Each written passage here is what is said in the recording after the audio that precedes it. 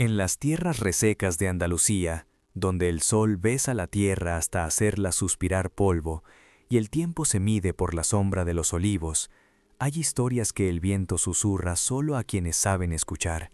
Esta no es una historia de reyes ni de conquistadores, sino de una fortaleza más silenciosa y profunda, la de una madre.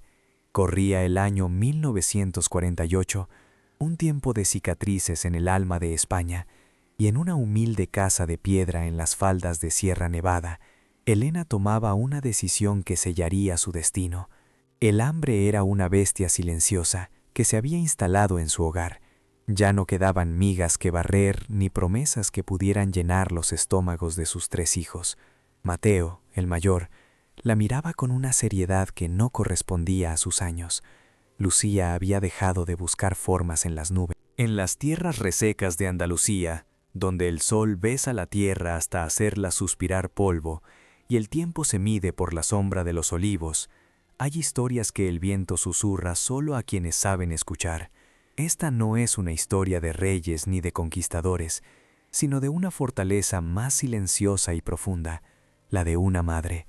Corría el año 1948, un tiempo de cicatrices en el alma de España, y en una humilde casa de piedra en las faldas de Sierra Nevada, Elena tomaba una decisión que sellaría su destino. El hambre era una bestia silenciosa que se había instalado en su hogar. Ya no quedaban migas que barrer ni promesas que pudieran llenar los estómagos de sus 3 hijos. Mateo, el mayor, la miraba con una seriedad que no correspondía a sus años. Lucía había dejado de buscar formas en las nubes, y el pequeño Javier lloraba con un gemido débil, un sonido que se clavaba en el corazón de Elena como un puñal de hielo. El olor a polvo y a moho lo impregnaba todo, un perfume rancio que anunciaba el fin de la esperanza. La noche caía como un sudario sobre el valle, y con ella el frío de la sierra se colaba por las grietas de las paredes de piedra. Elena sentía el frío en los huesos, pero era un frío distinto al que atenazaba su alma. Había agotado todas las opciones. Había suplicado trabajo en la finca del cacique, don Ricardo, un hombre cuya opulencia se medía en el hambre de sus jornaleros, y solo había recibido el desprecio de su mirada. La sociedad le había dado la espalda, dejándola sola con su dolor y su miseria. Por eso, aquella noche, sus ojos se posaron en la silueta oscura de las ruinas del Cortijo de las Ánimas, una mancha en la ladera de la montaña que todos evitaban, un lugar del que se contaban historias de apariciones y lamentos, una finca abandonada hacía décadas tras una tragedia que los ancianos aún relataban en susurros. Ir allí era desafiar a la mala suerte, a los espíritus y al miedo mismo, una locura que nadie en su sano juicio se atrevería a cometer. Pero la desesperación es una extraña forma de coraje. Mientras observaba los rostros pálidos de sus hijos, dormidos en un sueño intranquilo, Elena sintió que el miedo a los fantasmas era insignificante comparado con el terror tangible de verlos consumirse. El recuerdo de su marido, Antonio, cuya risa antes llenaba cada rincón de la casa, era ahora un eco doloroso que la empujaba a actuar. No podía fallarles, no se permitiría ver cómo la vida se les escapaba por falta de un trozo de pan. Con una determinación forjada en el fuego del amor maternal, se levantó. Su movimiento fue silencioso, casi fantasmal. Se cubrió con el mantón raído, la única herencia de su madre, y caminó hacia la puerta. Cada paso era una batalla contra el instinto de supervivencia que le gritaba que se quedara, que no se adentrara en aquella boca de lobo, pero la imagen de sus hijos era un escudo contra cualquier temor. Iba a arrancar un secreto de aquella tierra maldita, o perecería en el intento. Al abrir la puerta, una ráfaga de viento helada la recibió, trayendo consigo el lamento de los olivos. Era como si la propia noche intentara disuadirla, como si las almas del cortijo le advirtieran del peligro. Pero su decisión era firme, una roca inmovible contra la que chocaban las olas del miedo. Poco sabía ella que el verdadero secreto de aquel lugar no eran los fantasmas que poblaban las leyendas, sino algo que cambiaría para siempre el destino de su familia. Antes de continuar, suscríbete al canal, comparte y deja tu like, porque el final de esta historia te va a sorprender. Y cuéntame en los comentarios, ¿tendrías el valor de entrar en un lugar maldito si fuera la única esperanza para tus hijos? No siempre fue así. Hubo un tiempo, no tan lejano, en que el velo de la miseria no cubría sus vidas, un tiempo en que la risa de Antonio, su marido, era el sol que calentaba las paredes de piedra de su pequeño hogar. Él no poseía más que la fuerza de sus brazos y un amor por su familia tan vasto como el cielo andaluz, pero con eso bastaba para tejer una existencia de felicidades sencillas. El aroma del pan recién hecho se mezclaba con el del tomillo silvestre que crecía en la linde, y la vida, aunque humilde, era plena. Su casa, aunque pequeña y de muros imperfectos, era un refugio de calidez. Por las noches, Antonio tallaba pequeñas figuras de madera de olivo para sus hijos, mientras Elena remendaba la ropa a la luz de un candil. El crepitar del fuego en el hogar era la única música que necesitaban, una sinfonía de seguridad y pertenencia. No anhelaban los palacios ni las sedas de los ricos. Su riqueza se medía en los cuentos susurrados al oído de sus hijos, en las manos entrelazadas al final de un largo día de trabajo, y en la certeza de que, juntos, eran invencibles. Antonio era un hombre forjado en la tierra.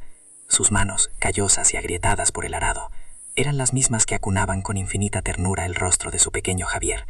Conocía los secretos del campo, el lenguaje del viento y el momento exacto para la siembra y la cosecha. Les enseñaba a sus hijos el respeto por la naturaleza, la dignidad del trabajo honrado y la importancia de una palabra dada. Para Elena, él no era solo un marido, era el ancla que la mantenía firme en las tormentas de la vida, el roble bajo cuya sombra crecía su familia. En aquellos días, Mateo no era un niño con la mirada de un anciano, sino un aprendiz curioso que seguía a su padre a todas partes, intentando imitar su forma de caminar y la firmeza de su voz.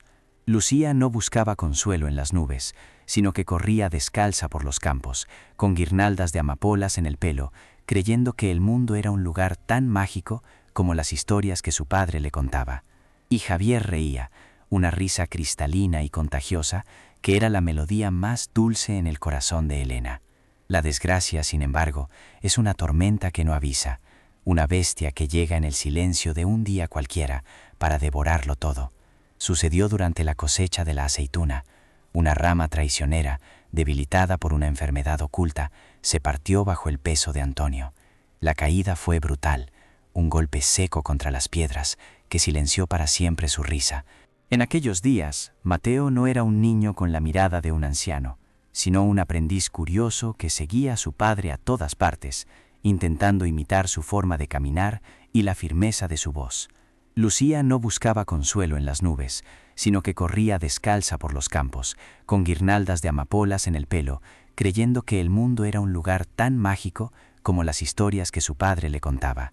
Y Javier reía, una risa cristalina y contagiosa, que era la melodía más dulce en el corazón de Elena. La desgracia, sin embargo, es una tormenta que no avisa, una bestia que llega en el silencio de un día cualquiera para devorarlo todo. Sucedió durante la cosecha de la aceituna.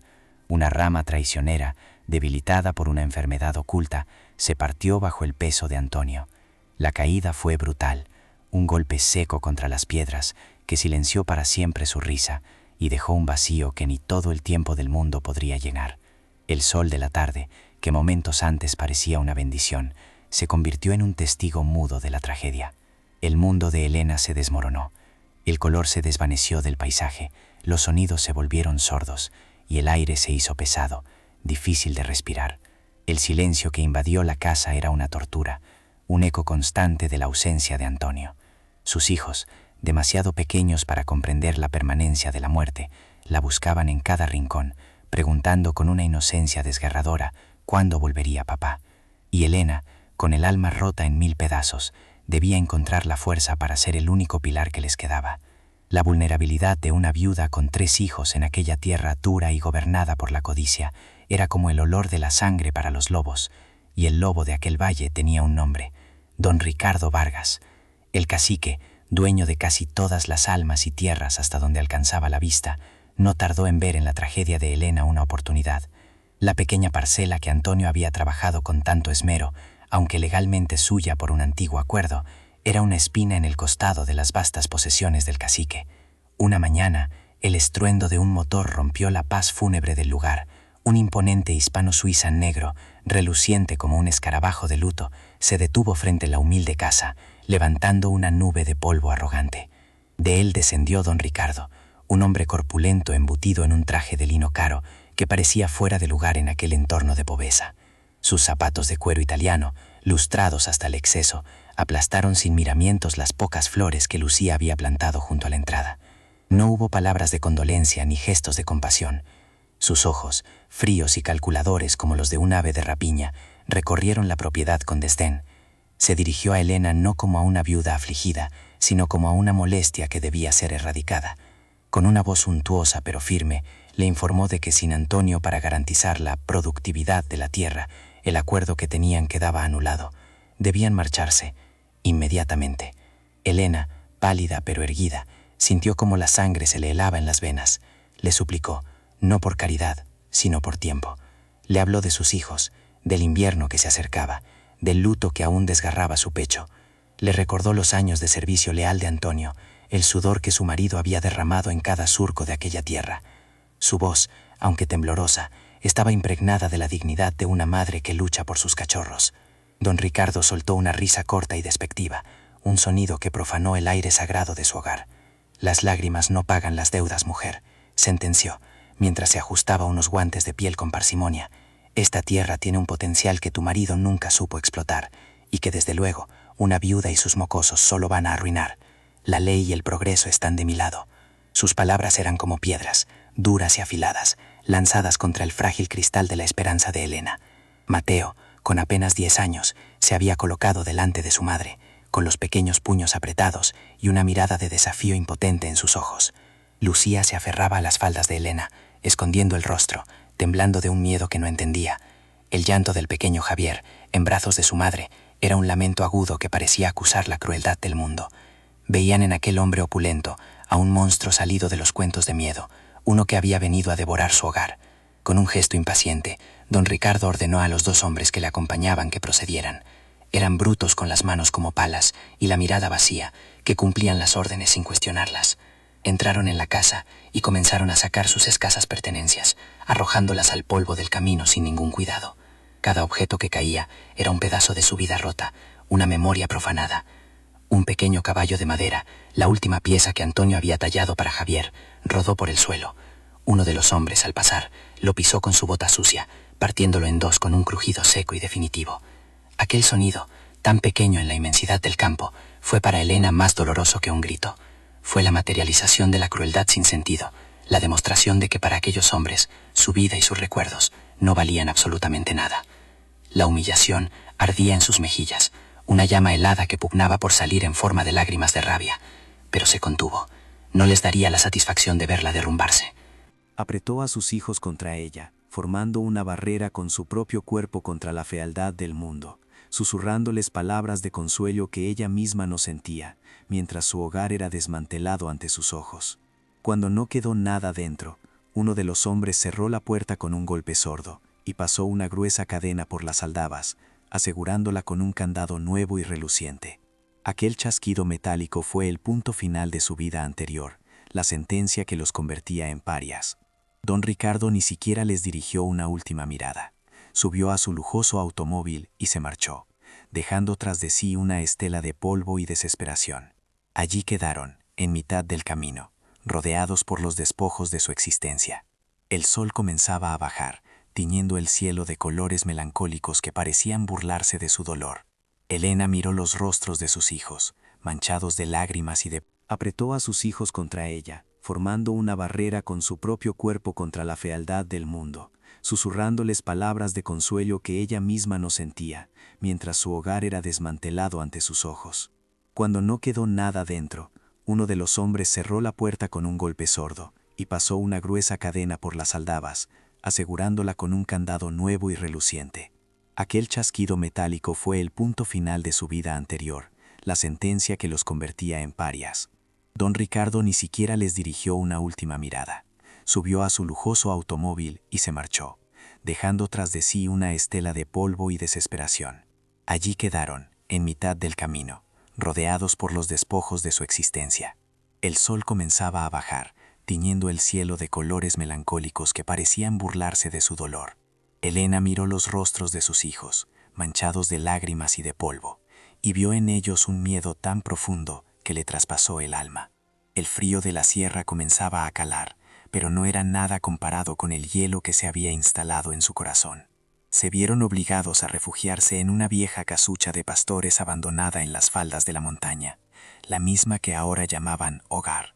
Un lugar de paredes agrietadas por las que silbaba el viento, con un techo que lloraba con cada lluvia y un olor perpetuo a humedad y olvido. El contraste con su anterior hogar, por humilde que fuera, era una herida que supuraba cada día, un recordatorio constante de todo lo que les habían arrebatado. Fue aquella caída, aquella expulsión brutal de su pequeño paraíso, lo que sembró en la alma de Elena una semilla de determinación tan dura como el diamante. La sociedad, encarnada en la figura de don Ricardo, les había dado la espalda, los había despojado de todo y los había dejado morir. La humillación de aquel día se convirtió en el combustible de su resistencia, la injusticia en la forja de su voluntad.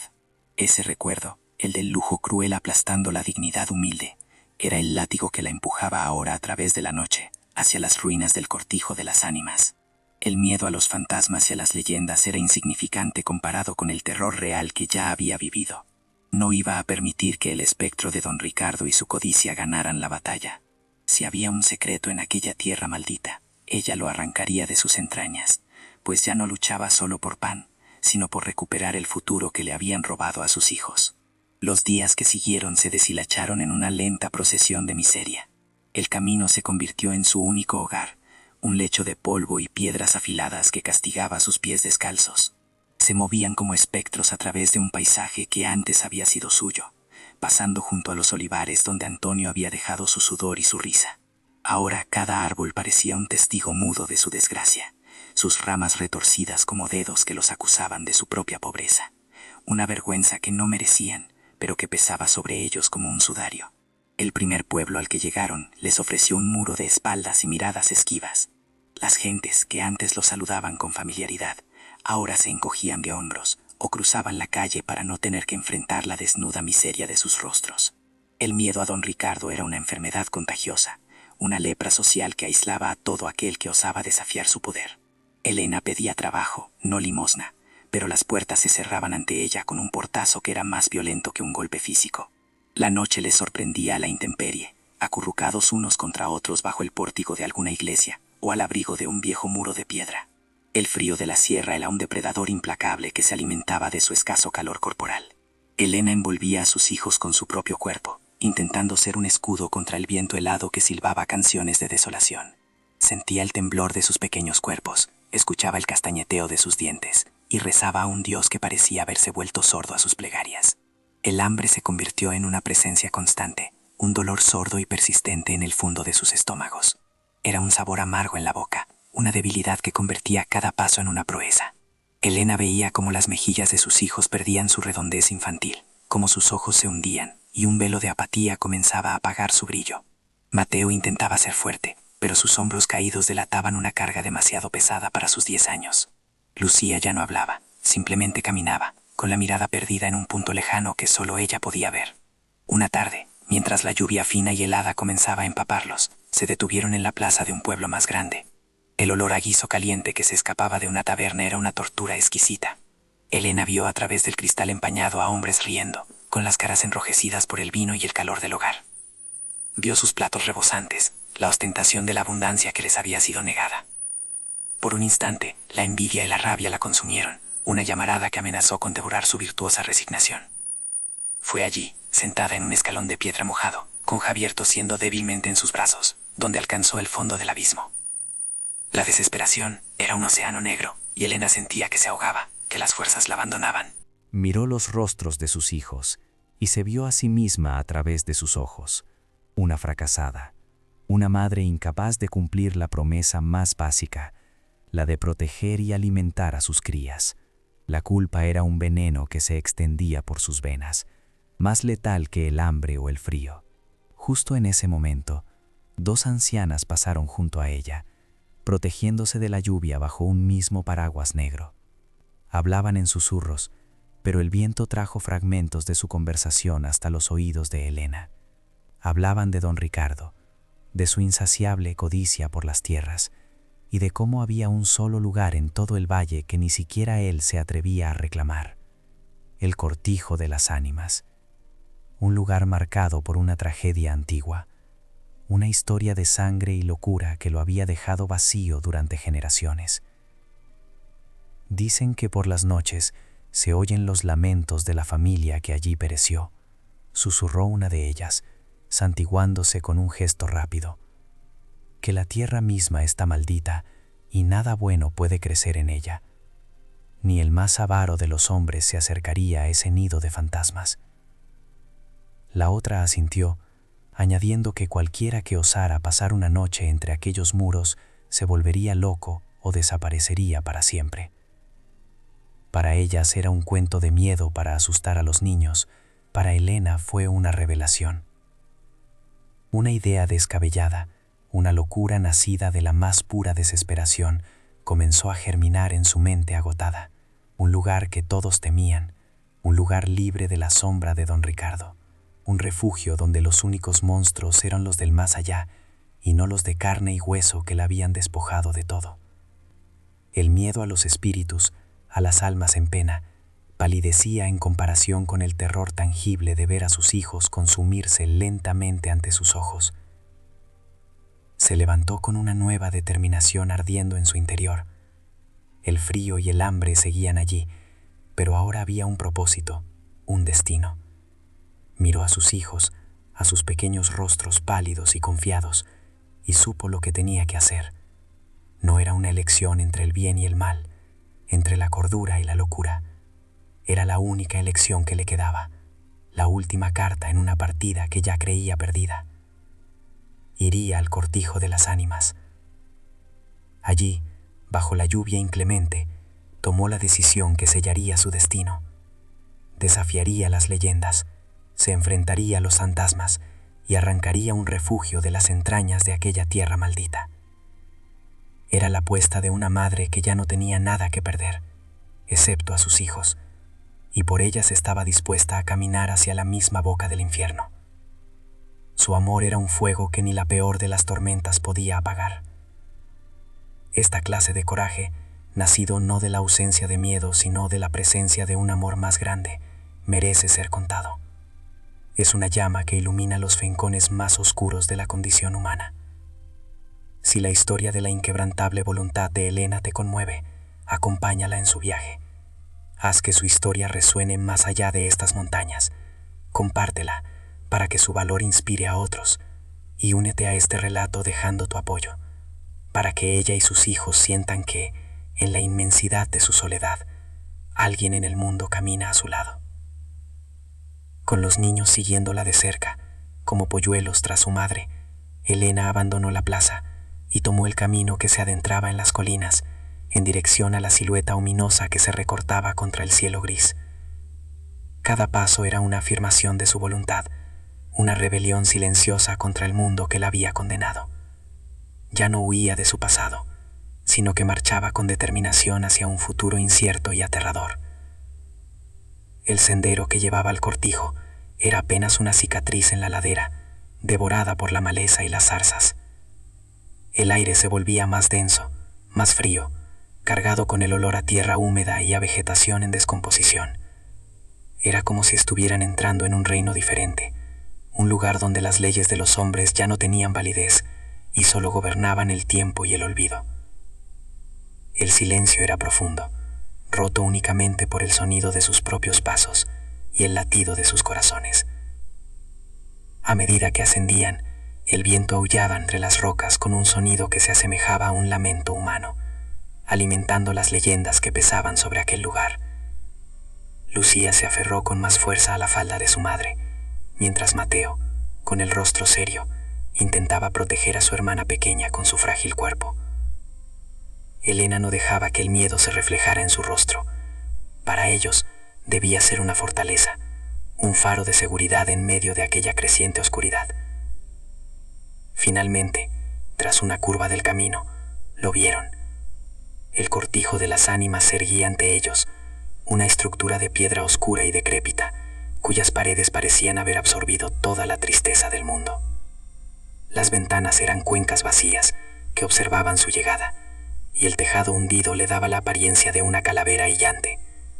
La puerta principal, desencajada de sus goznes, colgaba como una mandíbula rota, invitándolos a entrar en sus entrañas de sombra y silencio. Elena se detuvo un instante en el umbral, sintiendo el peso de las generaciones de miedo que habían mantenido a todos alejados. Respiró hondo, llenando sus pulmones con el aire estancado y mohoso que emanaba del interior. Era el olor del abandono, pero para ella, en ese momento, olía la única esperanza que le quedaba en el mundo.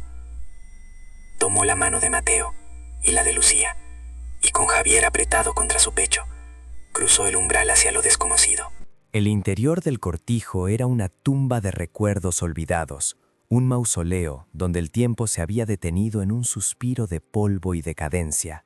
El aire, denso y viciado, olía a moho, a madera podrida y a la soledad de décadas. Telarañas gruesas como sudarios colgaban de las vigas oscuras del techo, y el suelo estaba cubierto por una alfombra de hojas secas, excrementos de roedores y los restos descompuestos de algún animal desafortunado. Cada paso levantaba una nube de polvo que danzaba en los escasos rayos de luz que se filtraban por las ventanas rotas, partículas de un pasado que se negaba a desaparecer del todo. Elena sintió un escalofrío que no tenía nada que ver con la temperatura. El silencio era tan profundo que podía oír el latido acelerado de su propio corazón, un tambor de guerra contra la opresiva quietud del lugar. Miró a sus hijos, acurrucados tras ella, sus rostros pálidos y sus ojos muy abiertos, reflejando el miedo y la desolación de aquel esqueleto de hogar. Por un instante, la duda la asaltó como un depredador. Había traído a sus hijos a un infierno peor del que huían, pero entonces el gemido débil de Javier la devolvió a la realidad. Aquel lugar, por fantasmal que fuera, tenía un techo. Los primeros días fueron una batalla librada contra la mugre y la desesperanza. Con una determinación casi febril, Elena comenzó la tarea hercúlea de reclamar un pequeño rincón de aquel abandono. Usando una tabla de madera suelta como escoba improvisada, empezó a barrer la suciedad de la estancia principal, un trabajo que parecía no tener fin. El polvo se le metía en los pulmones, resecando su garganta, y sus manos, ya castigadas, no tardaron en llenarse de ampollas y cortes. Trabajaba desde el alba hasta que la última luz se extinguía, movida por una energía que nacía directamente del amor por sus hijos. Mateo, a pesar de su corta edad, trabajaba a su lado con una seriedad solemne, arrastrando escombros más grandes que él y tratando de tapar los agujeros de las ventanas con trozos de madera podrida y harapos. Lucía, superado el miedo inicial, se encargaba de cuidar a Javier, cantándole canciones en susurros para ahogar el sonido del viento que gemía a través de las grietas de los muros, un lamento constante que parecía la voz de las almas que daban nombre al cortijo. Juntos formaban una pequeña y frágil unidad de supervivencia contra un mundo que los había desechado. Eligieron una de las habitaciones más pequeñas, la que parecía tener el techo menos dañado y un hogar de piedra macizo, aunque lleno de hollín y nidos de pájaros. Les llevó 2 días enteros vaciarla y limpiarla. Mientras trabajaba, Elena sentía el peso de la historia del lugar sobre sus hombros. Se preguntaba quiénes habían vivido entre aquellas paredes, qué risas y qué lágrimas habían presenciado aquellas piedras antes de que la tragedia la silenciara para siempre. Pero apartaba esos pensamientos. No podía permitirse el lujo de temer a los fantasmas del pasado, cuando los monstruos del presente eran tan reales. La primera noche que durmieron bajo un techo relativamente seguro fue una victoria agridulce. Se acurrucaron juntos sobre un lecho de hojas secas que habían apilado en un rincón, cubiertos por el mantón de Elena. El frío seguía siendo un enemigo implacable, colándose por 1000 rendijas invisibles, pero por primera vez en mucho tiempo no sentían la humedad de la tierra ni el rocío helado sobre sus rostros. Elena no durmió, pasó la noche escuchando la respiración de sus hijos y los crujidos de la vieja casa, una guardiana vigilante en su precario nuevo reino. El hambre era el enemigo más persistente. Sobrevivían a base de raíces que Elena desenterraba y de algunas setas que conocía de las enseñanzas de Antonio, siempre con el miedo a equivocarse y envenenar a su familia. El agua la recogían de un manantial cercano, un hilo de vida cristalina que era su único lujo. Cada bocado era medido, cada sorbo de agua, un tesoro. Veía los rostros de sus hijos y la culpa la devoraba, pero la transformaba en combustible para seguir luchando, para no rendirse jamás. Poco a poco, el rincón que habían reclamado comenzó a parecerse a un hogar. Elena consiguió encender un fuego en la chimenea, una pequeña llama danzante que no solo les dio calor, sino que también ahuyentó las sombras más profundas de la habitación y de sus almas. El crepitar de la leña se convirtió en la nueva música de sus vidas, una melodía de resistencia. Por la noche se sentaban cerca del fuego y Elena les contaba historias de su infancia, tejiendo un velo de normalidad sobre su cruda realidad. Fue durante la limpieza de esa misma habitación cuando ocurrió el descubrimiento. Una de las losas de piedra del suelo, cerca del hogar, estaba ligeramente desnivelada y se movía cada vez que la pisaban. Al principio, Elena la ignoró, considerándola una imperfección más de la ruinosa construcción, pero el sonido que producía al moverse era extraño, un eco sordo y hueco que no parecía natural, como si la piedra no descansara sobre tierra firme, sino sobre el vacío. La curiosidad, mezclada con esa desesperada necesidad de encontrar algo, cualquier cosa que pudiera cambiar su suerte, la impulsó a investigar. Un día, mientras los niños dormitaban al calor del fuego, tomó una barra de hierro oxidada que había encontrado entre los escombros y la usó como palanca. Hizo fuerza, con todo el peso de su cuerpo agotado. La piedra se resistió al principio, aferrada a su lecho por el mortero de los siglos, pero finalmente cedió con un gemido áspero y prolongado. Lo que vio debajo le heló la sangre. No era una cueva ni la madriguera de un animal, era un hueco perfectamente cuadrado, revestido de ladrillos viejos, del tamaño de un pequeño arcón.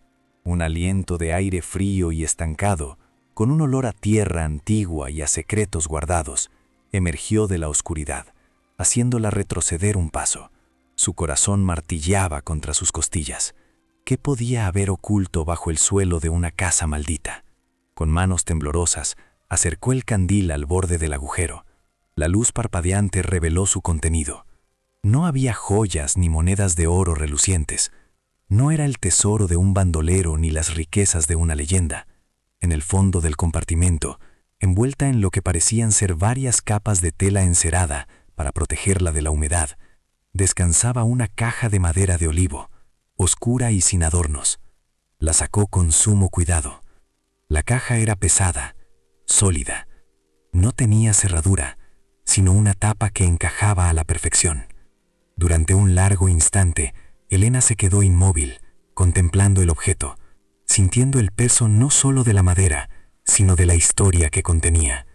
El miedo a lo desconocido luchaba en su interior contra la esperanza incipiente de que aquello, fuera lo que fuese, pudiera ser su salvación. Finalmente, con un movimiento decidido, levantó la tapa. Dentro, cuidadosamente dispuestos y protegidos por un paño de lino amarillento, había una pila de documentos, viejos pergaminos y papeles sellados, escritos con una caligrafía elegante que el tiempo apenas había logrado desvanecer. No entendía la mayoría de las palabras legales y formales, pero reconoció los nombres y los símbolos. Eran títulos de propiedad, mapas antiguos que dibujaban los límites de todo el valle y un testamento detallado. No hablaban de una pequeña parcela de tierra, sino de la totalidad de la comarca, incluyendo la próspera finca principal que ahora ostentaba con arrogancia don Ricardo Vargas, la misma de la que su hispano-suiza entraba y salía con insultante opulencia. Los documentos demostraban, sin lugar a dudas, que aquellas tierras habían pertenecido a la familia de su difunto marido, Antonio, durante generaciones. Contaban una historia de confianza traicionada, de un fraude legal perpetrado por el abuelo de don Ricardo un siglo atrás, un acto de codicia que había despojado a los legítimos dueños y había construido una dinastía sobre una mentira. Elena sintió que el suelo se abría bajo sus pies por segunda vez, pero esta vez no era por la desesperación, sino por el vértigo del descubrimiento. El aire le faltaba en los pulmones, mientras sus dedos recorrían los sellos reales, las firmas olvidadas. Aquellos papeles no eran solo tinta y pergamino. Eran la verdad. Eran un arma. Eran la llave para reclamar no solo una casa, sino la dignidad y el futuro que le habían robado a sus hijos. Se levantó lentamente, con los documentos apretados contra su pecho como si fueran un niño recién nacido. Miró el fuego, que ahora parecía arder con más fuerza, y una nueva llama se encendió en sus propios ojos. Ya no era solo una madre luchando por la supervivencia. Se había convertido en la guardiana de un legado, en la portadora de una justicia largamente dormida. El cortijo de las ánimas no era su tumba, se había convertido en su arsenal. La guerra contra don Ricardo no había hecho más que empezar. El silencio de los lugares malditos tiene oídos, y las paredes de los cortijos abandonados guardan secretos que a veces se escapan con el viento. Una noche, un cazador furtivo que rastreaba conejos en la ladera de la montaña vio una luz parpadeante en una de las ventanas vacías del cortijo de las ánimas. No era el fuego fatuo de las leyendas, sino el brillo cálido y vivo de un hogar. La historia corrió por las aldeas como un reguero de pólvora, transformándose con cada boca que la contaba. De una simple luz pasó a ser la señal de unos buscadores de tesoros que habían encontrado el oro perdido de los moriscos, una fortuna escondida que explicaba la antigua maldición. El rumor, inflado por la envidia y la superstición, no tardó en llegar a los oídos de don Ricardo Vargas. Lo escuchó en su opulenta hacienda, mientras saboreaba un coñac francés en una copa de cristal tallado, rodeado de muebles de caoba y tapices que gritaban su estatus. La idea de que alguien, y más aún unos muertos de hambre, pudiera haber encontrado un tesoro en las tierras que él consideraba suyas por derecho de conquista, fue una afrenta personal. La codicia, un monstruo que siempre dormitaba en su interior, despertó con un hambre voraz. No creía en fantasmas, pero sí en el poder del oro, y no iba a permitir que nadie se lo arrebatara. El rugido del motor de su hispano-suiza negro profanó la quietud de la sierra, mientras ascendía por el tortuoso camino hacia el cortijo. El vehículo de lujo, una joya de la ingeniería y un símbolo de su poder insultante, parecía un escarabajo metálico y siniestro trepando por la piel reseca de la montaña. A su lado iban sus dos hombres de confianza, los mismos matones de mirada vacía que habían arrojado al polvo las pertenencias de Helena. No iban armados con preguntas, sino con la contundencia de sus puños y la certeza de que la voluntad de su patrón era la única ley en aquel valle. Cuando llegaron, el sol de la tarde proyectaba sombras largas y afiladas desde los muros derruidos. El coche se detuvo, y el silencio que siguió fue más tenso y amenazador que el ruido del motor. Don Ricardo descendió con la parsimonia de un rey que inspecciona una provincia olvidada. Sus zapatos de cuero italiano, impecables, se posaron sobre la tierra maldita con desprecio. Contempló la fachada ruinosa, no con miedo, sino con la furia de un propietario que descubre ocupas en su propiedad. La simple presencia de Helena en aquel lugar era un desafío a su autoridad omnipotente. Con un gesto de la cabeza, ordenó a sus hombres que derribaran la improvisada barrera que Helena había colocado en la entrada. La madera podrida cedió con un crujido lastimero y entraron en la estancia principal como una ráfaga de viento violento. La escena que encontraron los desconcertaron por un instante. En medio de la vasta desolación, un pequeño rincón bullía de vida. Un fuego crepitaba en el hogar y junto a él, Helena y sus 3 hijos se acurrucaban sobre un lecho de hojas, un minúsculo bastión de calor y humanidad en un océano de abandono.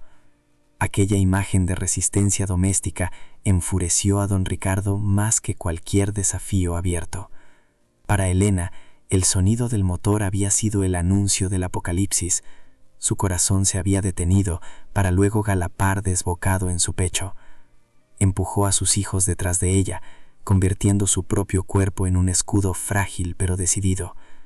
Vio la figura corpulenta de don Ricardo recortarse en el umbral, una silueta de oscuridad que traía consigo el recuerdo helado de la humillación y la pérdida. El terror, un viejo conocido, la atenazó, pero esta vez, bajo el miedo, había algo más, una capa de acero forjada en el secreto que guardaba bajo sus pies. «Vaya, vaya», dijo don Ricardo, su voz suntuosa goteando sarcasmo mientras sus ojos recorrían el humilde refugio. «Parece que las ratas han encontrado un nuevo agujero donde esconderse. Y bien, mujer, ¿qué tesoro has venido a desenterrar en mis tierras? ¿Dónde está el oro que has encontrado?» No esperaba una respuesta.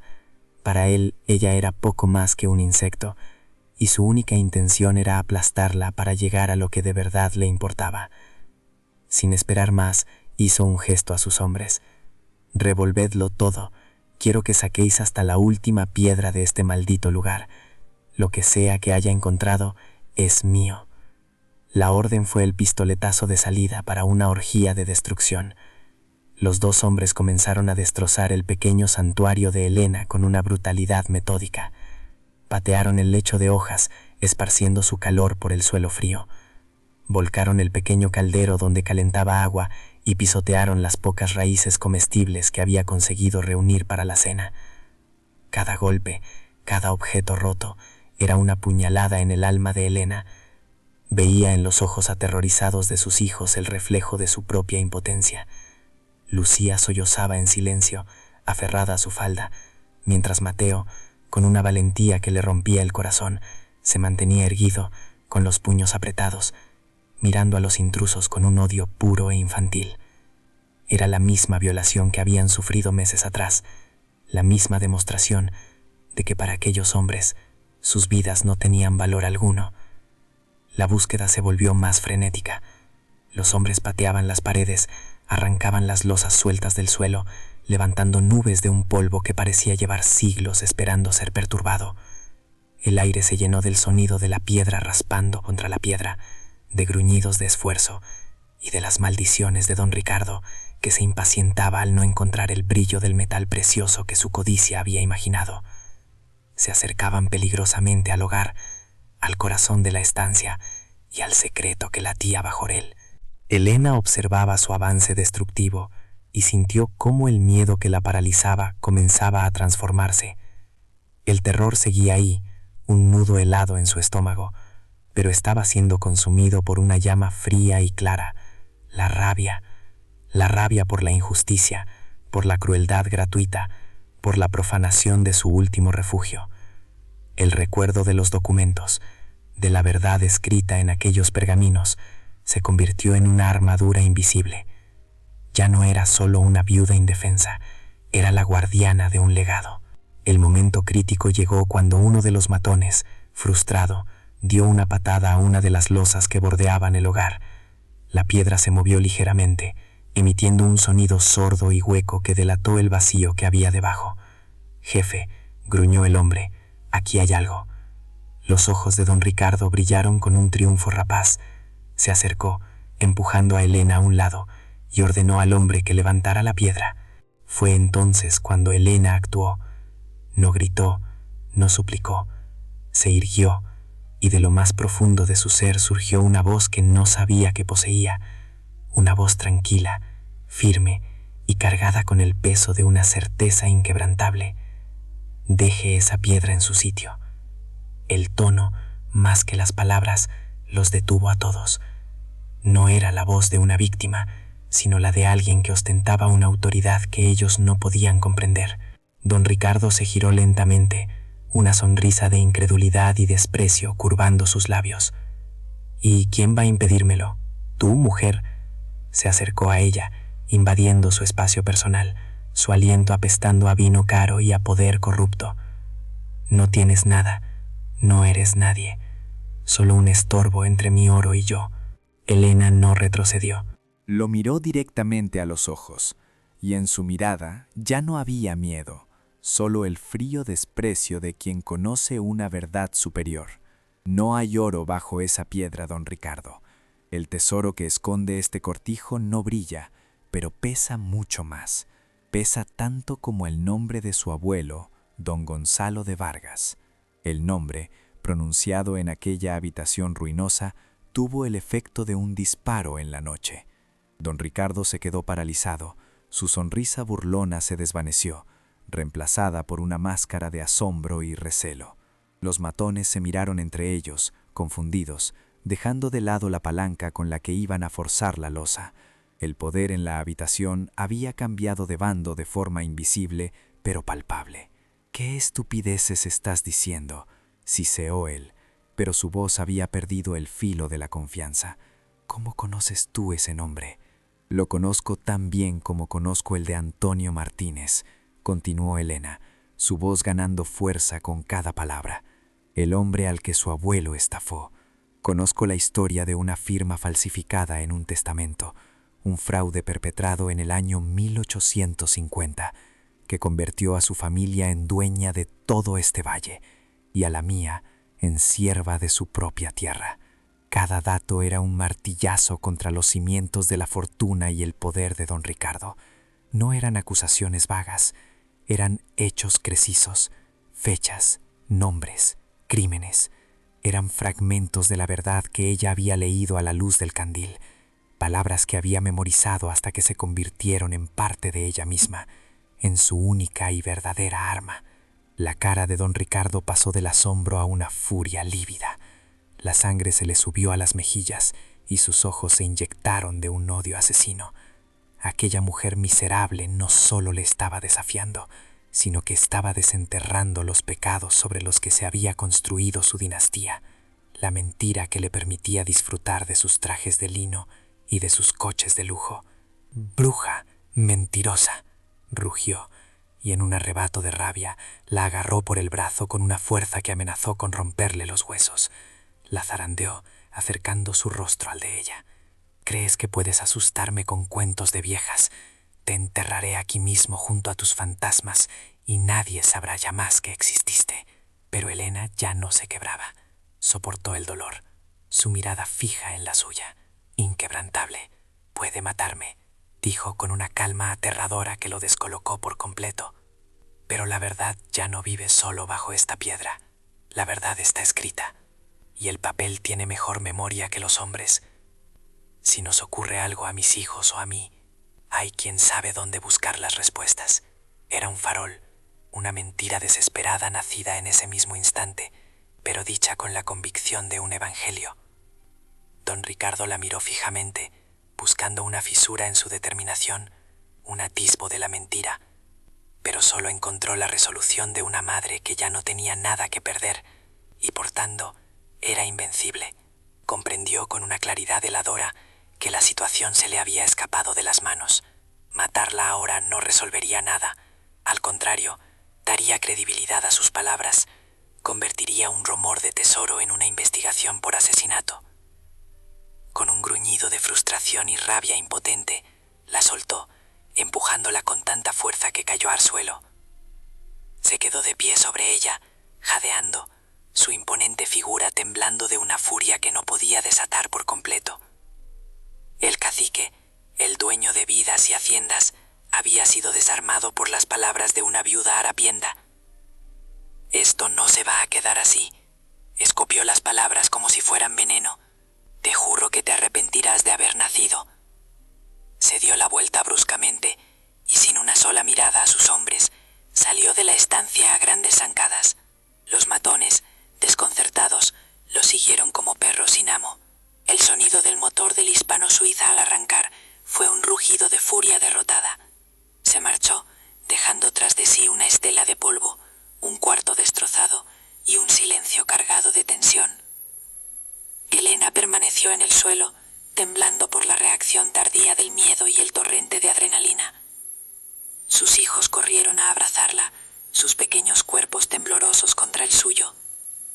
Lentamente se arrodilló y posó una mano sobre la losa de piedra que había estado a punto de ser profanada. Estaba fría, sólida, guardando su secreto. Había ganado la batalla. Había mirado al monstruo a los ojos y lo había hecho retroceder. Pero mientras escuchaba el eco del motor desvanecerse en la distancia, supo con una certeza absoluta que la guerra acababa de comenzar. La noche que siguió a la partida de don Ricardo fue la más larga en la vida de Helena.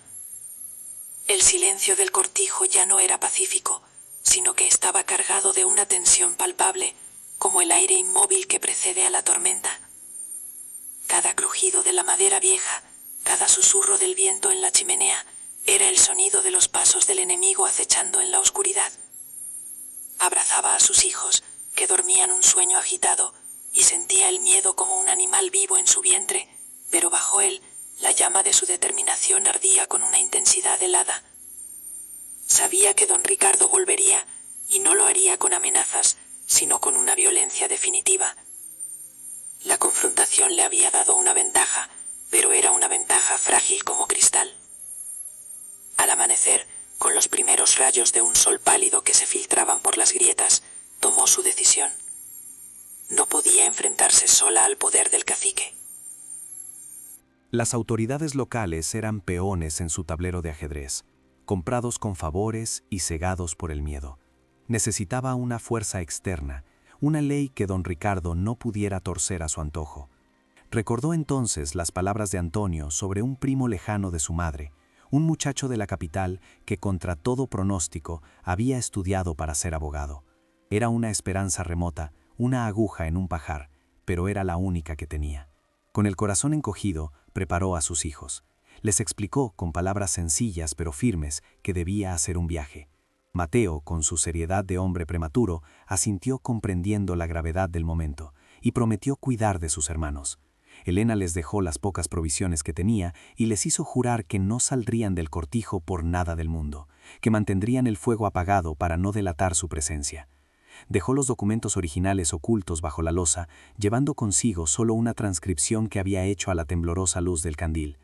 El beso que dio en la frente de cada uno de sus hijos fue una mezcla de bendición y despedida, un acto de fe desesperada. El viaje a la ciudad fue una odisea a través de un mundo que le era ajeno. Caminó durante horas hasta el pueblo más cercano, donde vendió la única joya que poseía, un pequeño medallón de plata de su madre, por unas pocas monedas que apenas cubrieron el billete del traqueteante autobús. El vehículo la engulló y la escupió en el corazón de Granada, un laberinto de calles ruidosas, coches veloces y gentes con prisa cuyos rostros eran máscaras de indiferencia. Se sintió más pequeña y sola que nunca, una mota de polvo del campo perdida en la arrogancia de la urbe. Encontrar al abogado Rafael Montero fue otra prueba de su tenacidad. Su despacho no era un lugar opulento, sino una pequeña oficina en un segundo piso, con olor a papel viejo y a tabaco. Rafael era un hombre joven, de mirada inteligente y un traje ligeramente gastado, que la recibió con una mezcla de curiosidad y escepticismo profesional. Escuchó su historia en silencio, su expresión impasible, mientras Elena, con una dignidad que superaba sus ropas raídas, le relataba la usurpación, el exilio y el descubrimiento en el cortijo de las ánimas. Cuando Elena le mostró la transcripción de los documentos, la actitud de Rafael cambió. El escepticismo se transformó en una concentración intensa. Sus dedos de experto recorrieron las copias de las firmas, los sellos y las cláusulas legales. Vio la coherencia, la veracidad histórica y, sobre todo, la magnitud de la injusticia. En los ojos de aquella mujer del campo no vio locura ni codicia, sino la fuerza inquebrantable de la verdad. Aquel no era un caso más, era la oportunidad de usar la ley como lo que debía ser, una espada para los justos. Mientras tanto, en el valle, la rabia de don Ricardo fermentaba como un vino malo. La humillación sufrida a manos de una viuda miserable era una herida purulenta en su orgullo. Incapaz de encontrarla, a ella o a los niños, y consumido por la paranoia de que aquellos documentos salieran a la luz, decidió actuar con la sutileza de un toro bavo. Si no podía tener el tesoro, se aseguraría de que nadie más lo tuviera. Arrasaría el cortijo, lo quemaría hasta los cimientos, borrando así cualquier prueba, y con suerte a los molestos herederos que se escondían en su interior. Una noche sin luna, don Ricardo y sus 2 secuaces subieron de nuevo la ladera, esta vez no en el ostentoso Hispano Suiza, sino a pie, como ladrones, cargados con bidones de gasolina. El olor acre del combustible profanó el aire puro de la sierra. No sabían que Mateo, alertado por un ruido extraño, los observaba desde una de las ventanas superiores, con el corazón martillereándole en el pecho, pero con la mente fría que había heredado de su madre. Recordó las instrucciones de Elena. Si el peligro era inminente, debía hacer una señal. Cuando vio que comenzaban a rociar los muros con el líquido inflamable, Mateo actuó. Subió al tejado derruido por una viga interior y, usando un trozo de espejo que su madre guardaba, comenzó a lanzar destellos de luz hacia el valle, hacia la casa del único hombre que no temía a don Ricardo, el viejo sargento de la Guardia Civil, un hombre a punto de retirarse, harto de la corrupción del cacique, pero sin pruebas para actuar. El sargento, que esa noche no podía dormir, vio las señales intermitentes y supo que no era un juego de niños. El fuego prendió con una voracidad infernal. Las llamas anaranjadas se elevaron hacia el cielo oscuro, lamiendo la piedra antigua y devorando la madera seca con un rugido monstruoso. Don Ricardo contempló su obra con una sonrisa de demencia, convencido de que estaba incinerando su problema.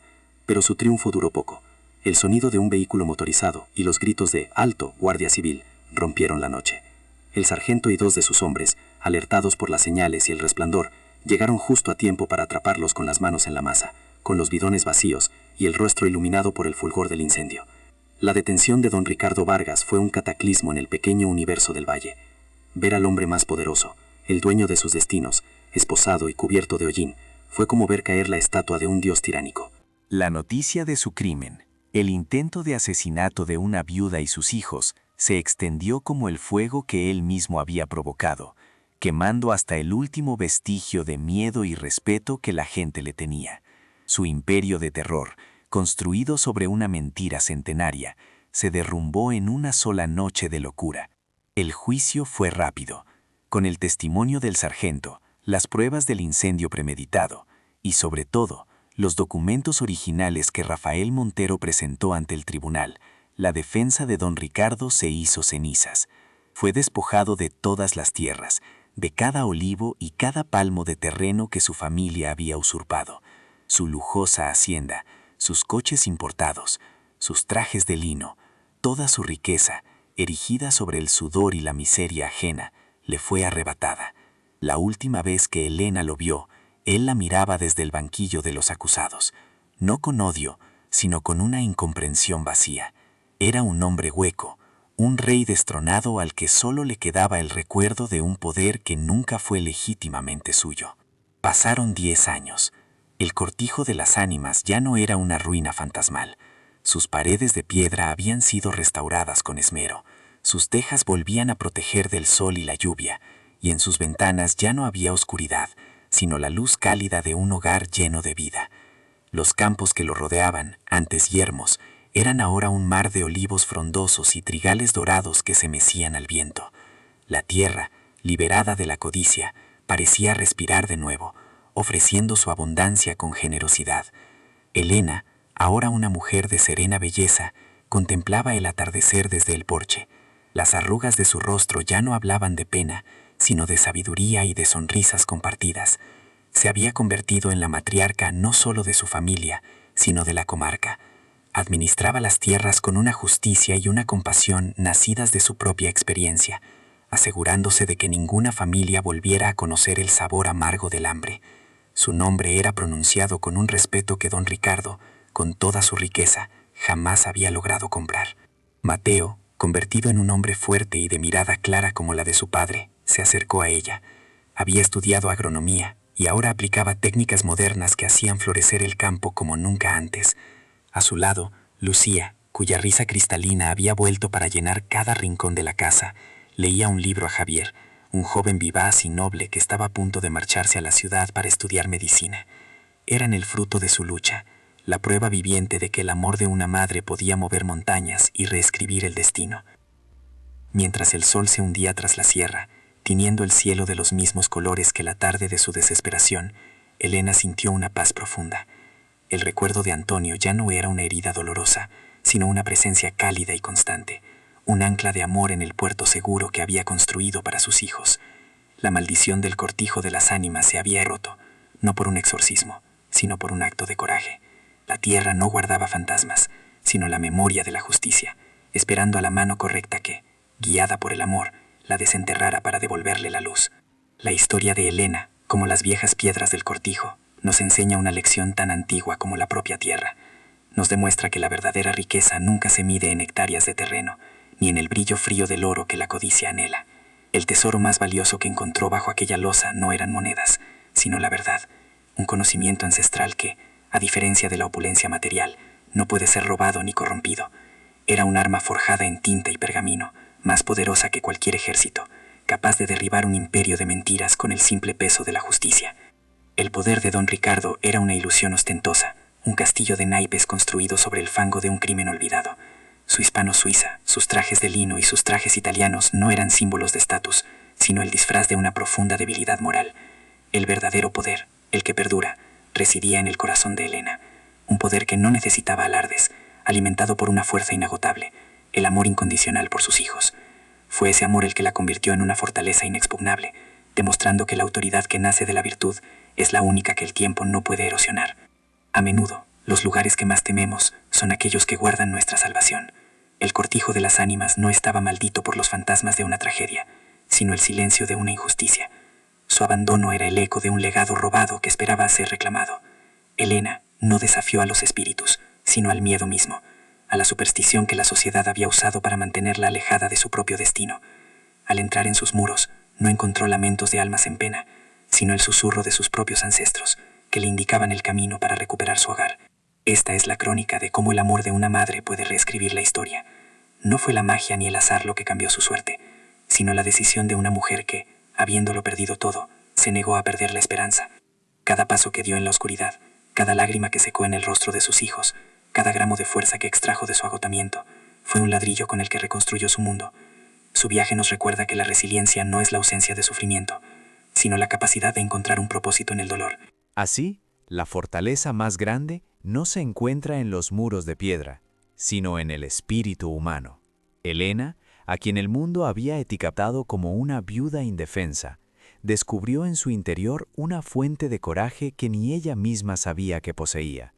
Se convirtió en la prueba viviente de que la dignidad no puede ser arrebatada por la fuerza, y que hasta la voz más humilde puede hacer temblar los cimientos de la tiranía cuando habla con la autoridad de la verdad. Su victoria no fue solo para ella, sino para todos aquellos a quienes la soberbia del poder ha intentado silenciar. La paz que ahora se respira en el valle, el aroma de los olivos y el sonido de la risa de sus hijos no son un regalo del destino. Son la cosecha de una semilla de valor plantada en la noche más oscura de la desesperación. Cada atardecer que Helena contempla desde su porche es un monumento a su lucha, un recordatorio de que el futuro no está escrito en las estrellas, sino que se forja con las manos, el corazón y una voluntad que se niega a rendirse ante la adversidad. La historia de Helena es un eco de la fuerza que reside en cada uno de nosotros, una llama que arde con más intensidad cuando protege a quienes amamos. Es el relato de una justicia que, aunque a veces tarda, siempre encuentra el camino de vuelta a casa. Nos enseña que el verdadero legado que dejamos no son las posesiones que acumulamos, sino el valor con el que enfrentamos nuestras batallas y la integridad que transmitimos a las siguientes generaciones. Porque las leyendas más grandes no siempre se escriben en los libros de historia con letras doradas, sino que se susurran de generación en generación, grabadas en la tierra que se trabaja con amor y en el corazón de los hijos que aprendieron de sus madres a no rendirse jamás. Y en ese susurro, en esa memoria compartida, es donde reside la verdadera inmortalidad.